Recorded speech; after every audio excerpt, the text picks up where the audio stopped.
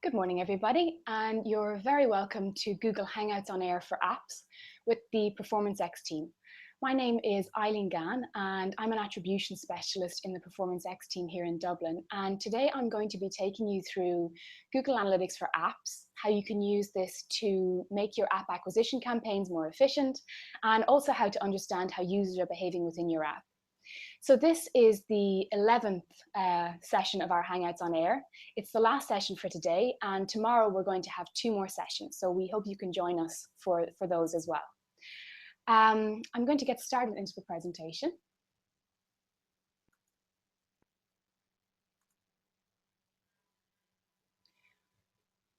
So obviously what we're covering today is Google Analytics for Apps. Now, many of you are probably already familiar with Google Analytics for the website version. It is the most popular web analytics tool available, and it offers incredibly powerful insights into how users are interacting with your website. And for those of you who are familiar with Google Analytics for web, Analytics for Apps is going to be a very easy transition. The interface is almost identical and almost all of the same reports are available, slightly more tailored to cater for an app audience. The tracking implementation is also similarly simple, just like with Analytics for web, when you implement a small piece of tag on your website.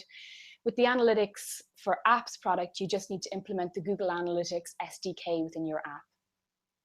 And a further advantage that we have in terms of using the same web analytics product to track across all platforms is that Google Analytics recently launched within the last year the measurement protocol. And this allows you to send hits back to Google Analytics from other online applications that you have, for example, within game consoles or smart TVs that have an internet connection. So Google Analytics really gives you the possibility to use the same measurement platform across all of your online properties. Before I get into the bones of the session, I'm going to give a quick clarification of the different terms that we use within Google Analytics to report on. So all Google Analytics is organized on a hierarchy of users, sessions, and hits. And a user is our tool's best approximation of an individual person. Within web, this is based on cookies, and within apps, this is based on device IDs, so unique device IDs. A session then is pretty much equivalent to what we would call a visit to a website. And then a hit is any action that an individual takes once they're within that visit. So visiting different pages would all be tracked as separate hits, as would clicking on buttons, downloading an object. Any action that you can track within the app will be measured as a hit by Google Analytics. So what's so special about Google Analytics when it comes to app measurement? Essentially, most measurement solutions that are available for apps at the moment either specialize in in-app analytics, which is looking at what users are doing inside of your app once you've acquired them, or they're looking at acquisition and measuring app install campaigns and how somebody actually found your app. What makes Google Analytics for apps so special is that it actually does both. And it's one of the only platforms that allows you to really see the end-to-end user journey from the campaign that acquired them to turning them into a loyal user who makes repeat purchases within your app. So you get a full end-to-end view of the user. And that's what makes Google Analytics for apps valuable, a valuable addition on top of any other app acquisition tracking that you're doing. So here are some of the key metrics that you can see within Google Analytics for apps. And I'm going to go through all of these in more detail as we go through the presentation. So the most important thing that you can see within app tracking is obviously the business metrics. So these are things like the cost per install, customer lifetime value, and tracking in-app purchases. This can all be done within Google Analytics, and along with many other metrics. You can also see engagement metrics, so the metrics that indicate whether you have a loyal, engaged customer base. So you can see what the customer's initial experience with your app was like. For example, how long did it take them to sign up and what was the drop-off? You can see the customer retention, so how many customers that you acquire are still active on your app after a 30-day period, and also the stickiness of the app. So how often are people returning to the app? How loyal are they to using it? Analytics can also be used for more technical aspects of your app. So you can see the different devices, operating systems, and screen resolutions that users of your app are present on. And you can also track technical issues like crashes or error messages. You can identify them, and then you can fix them within different versions of your app. One fantastic feature of Google Analytics is that it allows you to decide what metrics matter most to your business and then measure them specifically within Google Analytics. So for example, you can set up events which measure things like users clicking buttons or playing videos within the app.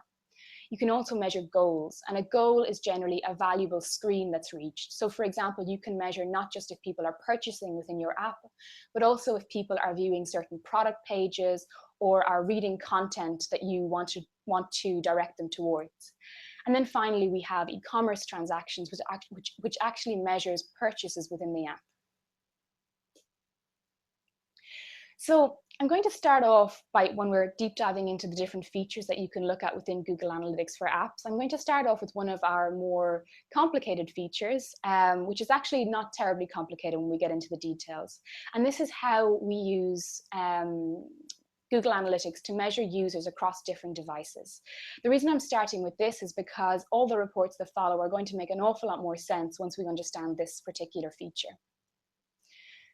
So cross-device tracking has been a huge challenge for our advertisers for several years now. And the reason for this is that if you think about a typical advertiser who has an app presence, a website, and perhaps a separate app for tablets, if you have a user who is engaged with you on all three of those platforms, your current tracking system will not track them as one single user, but as three separate users using their device ID from their various mobile devices and a cookie from the browser on their desktop. So instead of seeing one user, you're seeing three different users completing different actions that you can't tie together.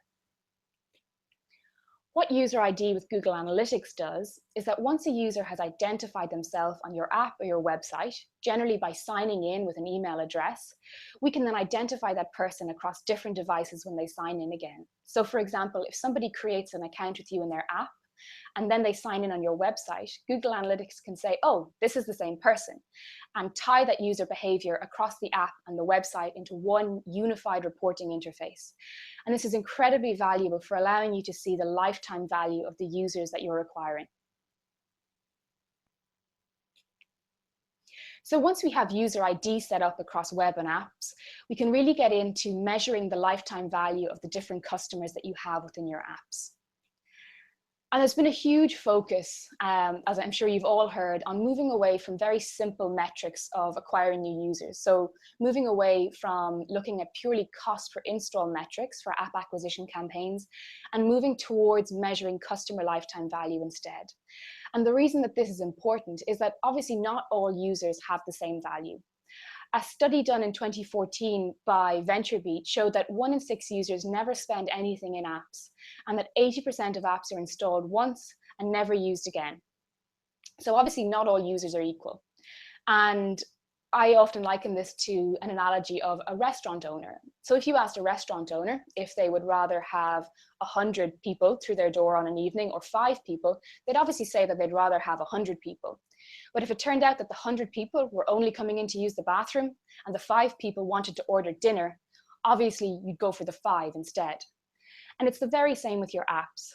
Once you can see what users are doing once they've downloaded the app, you can focus on a smaller segment of much more valuable traffic that actually gives you a return on the investment that you paid into getting them to download the app in the first place. So Google Analytics has several great features that allow you to do this. And the first is e-commerce tracking within Analytics for apps.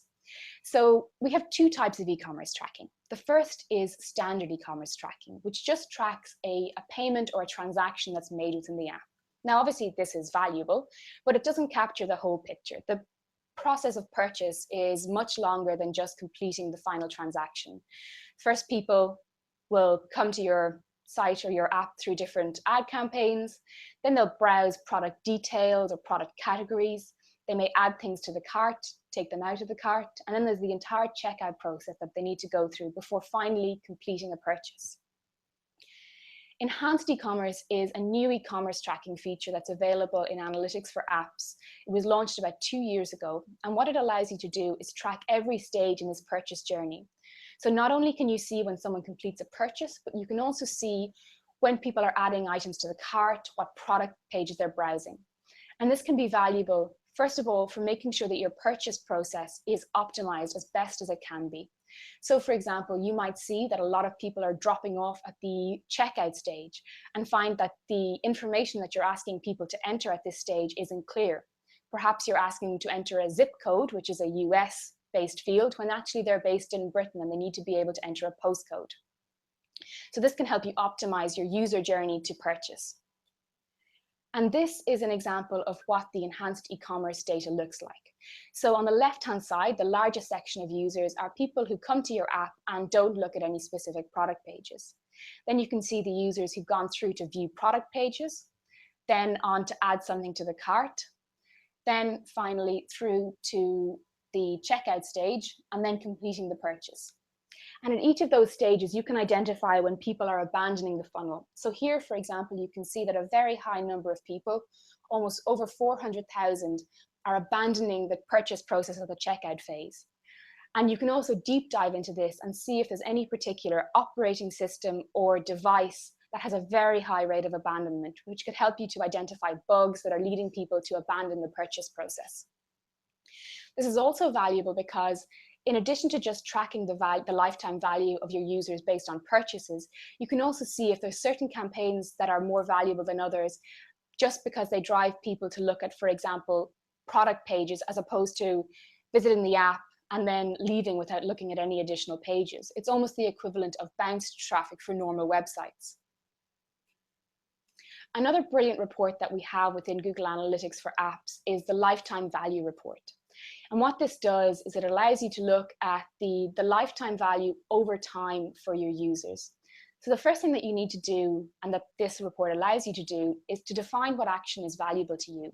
And this is where something like the enhanced e-commerce report that shows all stages of the purchase process is valuable. So for example, you could define purchases as a valuable metric and see how these metrics develop over time for a certain segment of users. But you could also look at product page views.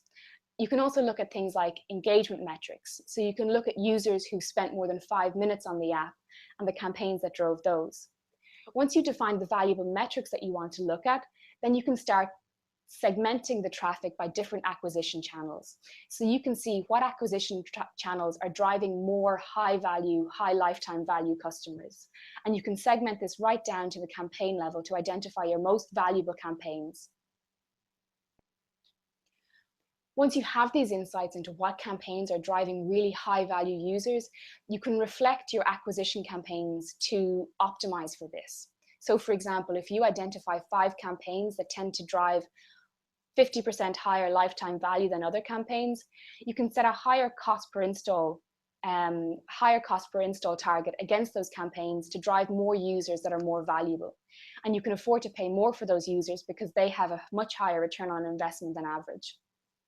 Some examples of segments that we often identify as high value would be users with new devices who are much more likely to download apps, or users who pay for app installation. And again, these users are much more likely to spend within apps.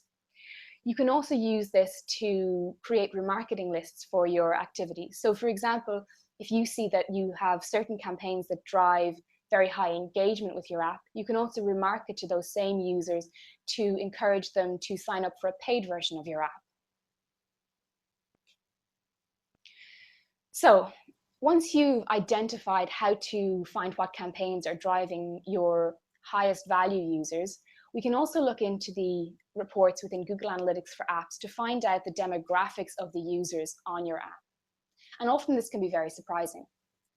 So this is an example of one of the demographic reports within Analytics for apps. And as you can see, it shows the different age profiles of your users. And it does this based on information within the Google Content Network and people who've signed into Google and created accounts and then agreed to share that data with us for demographic purposes.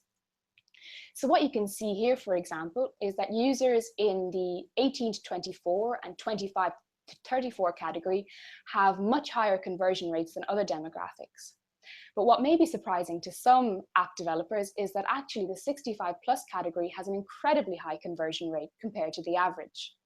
So this can really give some good indications of targeting that you might want to focus on for future app acquisition campaigns. You may have been targeting younger demographics previously, and what this shows us is that it would be really worthwhile to target older demographics as well. We can also break this down even further into male and female. So for example, we can see here that in the 18 to 24 category, the users that are actually converting best are male users, whereas in the 65 plus category, it's actually female users who perform best. And again, what this can tell us is that the users who are actually most active on our app and most valuable may not be who we thought they were. And perhaps in future designs of the app, we can cater a little bit more towards these demographics that are unexpectedly valuable. So for example, if you see a high percentage of older users on the app, you might want to consider using larger font or making the user interface more intuitive for users who may be a little bit less tech savvy. You can also compare the different demographics, genders, and ages side by side to see what audience your app primarily composes of.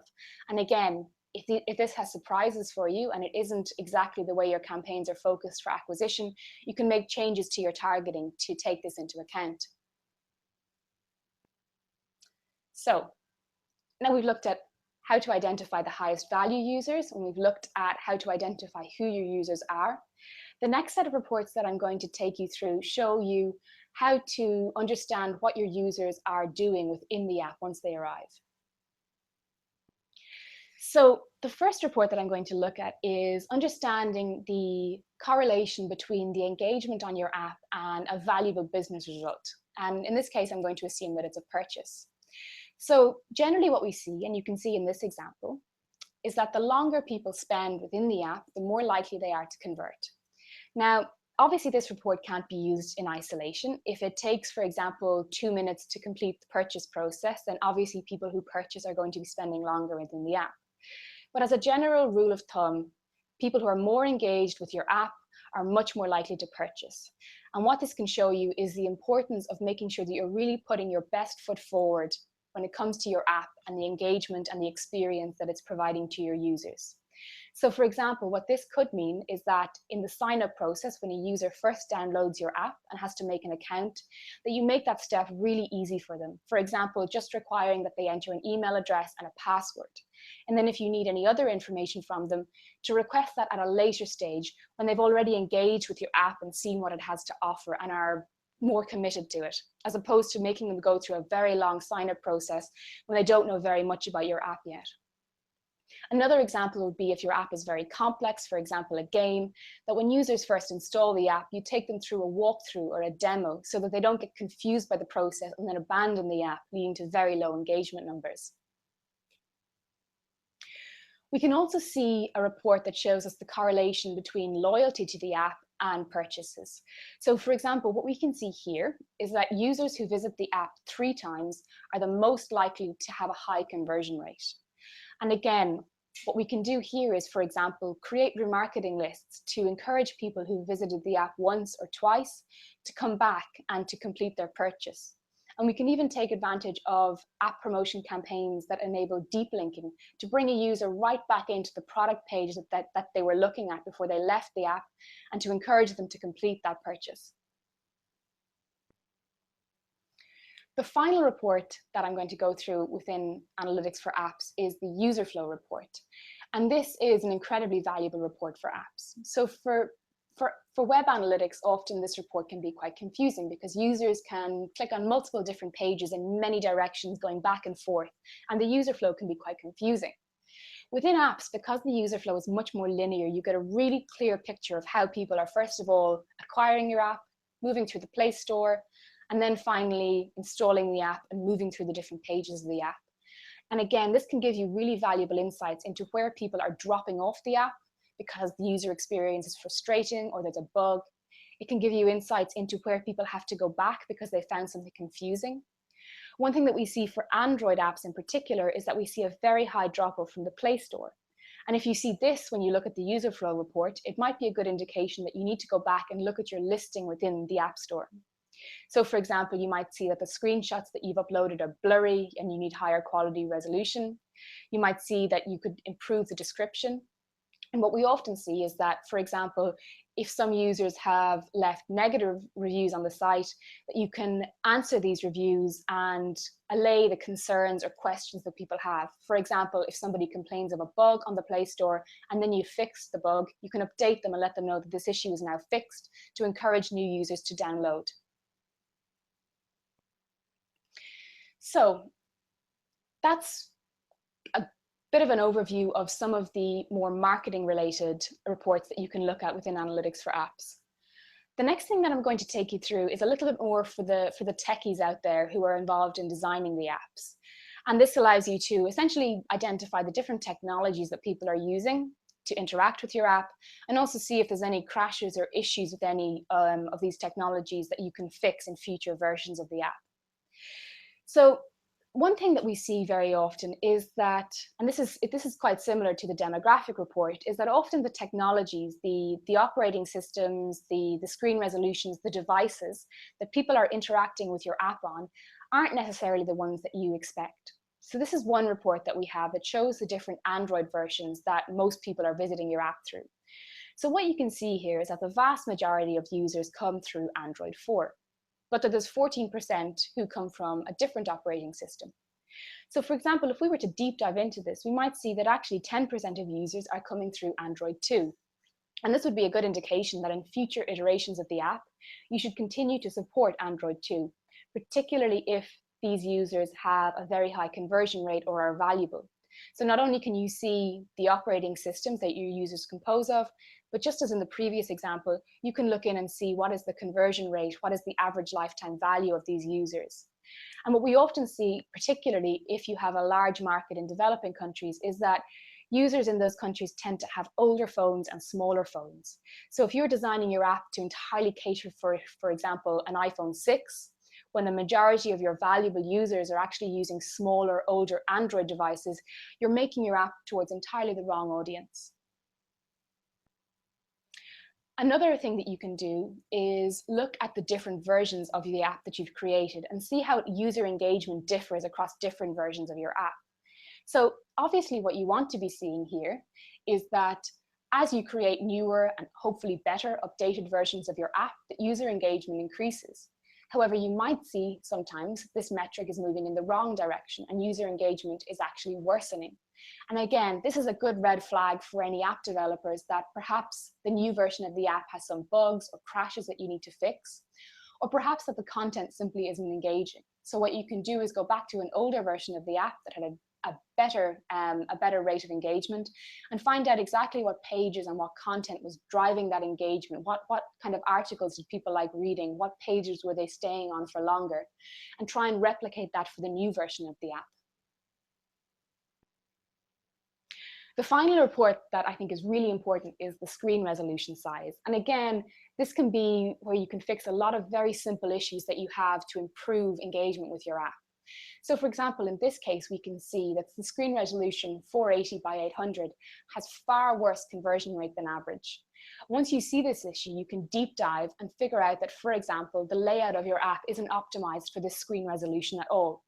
Perhaps some of the crucial buttons are missing, or they're too small or too close together for users to be able to engage with the app properly. And then in future versions of the app, you can fix this issue. Several of the Android developer tools will allow you to select different screen resolutions to see what your app looks like in different resolutions. And it's definitely worthwhile ensuring that you understand what screen resolution is most used by your users, and you make sure that your app looks good for these resolutions. So for example, in this case, we can see that there's no point, for example, in designing your app to look really, really good on a 1440 by 2560 if the vast majority of your users are actually 1080 by 1920. So you need to design your app around the screen resolution that's most commonly used.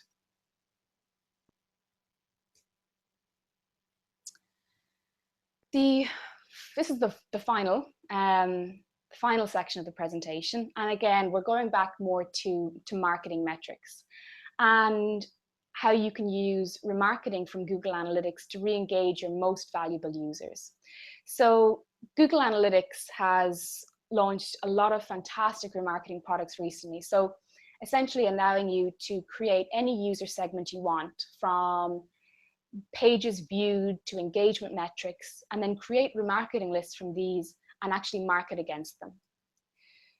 So this can be incredibly valuable, particularly if you're trying to drive purchases within the app. A study done by 2013 by Crazy Egg showed that people who visit a product page and then abandon the cart are 3.3 times more likely to convert if they come back to the site versus a standard user. People who go on to actually add something to the cart and then abandon the app are 11 times more likely to convert if they come back to the site. And people who begin the checkout process are 33 times more likely to convert if you can bring them back to the site. So even if these are very, very small user segments, the return on investment can be so great just from bringing them back to the page, bringing them back to the purchase funnel, that it's well worth setting up remarketing campaigns for these users and encouraging them to return to the site.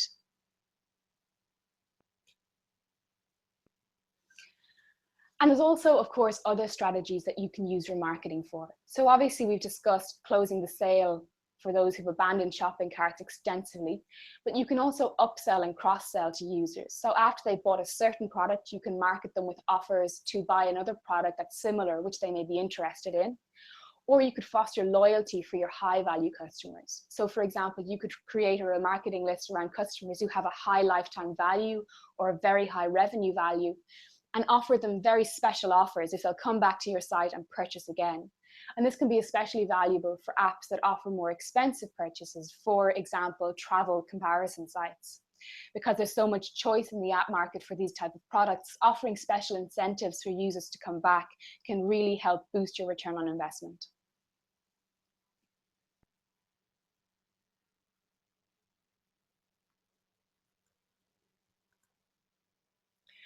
So that's everything from me. I really hope you found it useful and that you can take some really good insights to help improve your app experience and your acquisition campaigns. We'll be sending out a recording of this afterwards, and we also look forward to seeing you again tomorrow for our final 2 live streaming sessions. Thank you very much.